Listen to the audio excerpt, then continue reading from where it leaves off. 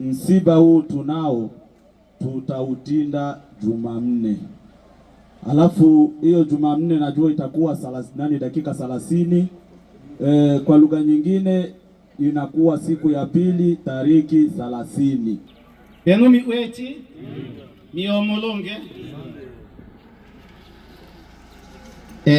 eno tuba twande eyo Miswahili na tosomeyo Miswahili miweti utuba ya marehemu. Leo ni tarehe 27 mwezi wa 6 mwaka wa 2026. Marehemu aliitwa kwa majina ya Kesia Ekyamba.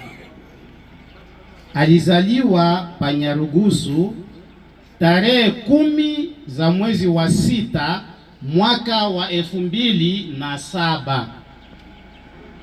Baba wa marehemu anaitwa kwa jina la Asende Ekyamba wa jamaa la Bashiminji, nyumba ya Ombelwa kwa jina maarufu Bashibilemba.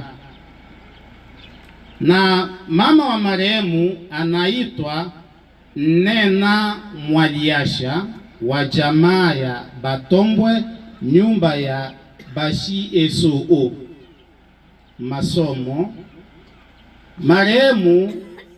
Marehemu ameishia darasa la pili la sekondari kwenye shule la College de la Charité.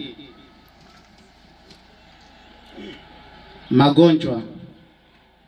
Marehemu ameumwa malaria ya muda mrefu tu. Amelazwa tarehe 22 mwezi wa 6 mwaka wa 2026 na akapoteza maisha au amefariki tarehe 26 mwezi wa 6 mwaka wa 2026. Hapa duniani marehemu amebahatika kuishi miaka 19. Miwechi miomolongo.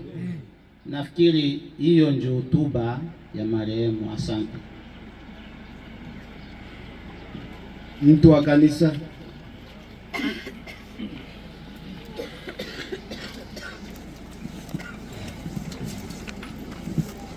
Miwechi tulimwenda tumubwile alama ono watu mwana watushika mimotiwa Kesia Ekyamba abo tilwana Nyarugusu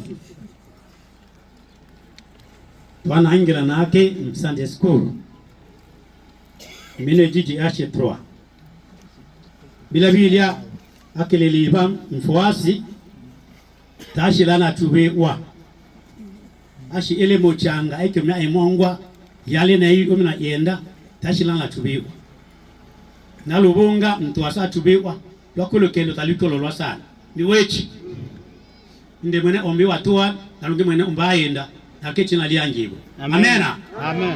Yesu asifiwe. Basi tunakuwa na neno la mwisho la ziada baada ya hotuba. Familia inakuwa na neno linalosema msiba huu tutautinda Jumanne. Alafu hiyo Jumanne najua itakuwa dakika 30. Kwa lugha nyingine inakuwa siku ya pili tariki 30. Hiyo ndo tutatinda msiba huu.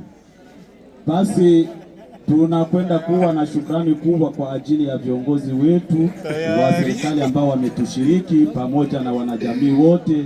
Tunasema Mungu awabariki sana. Amen, amen. Amen, amen, amen.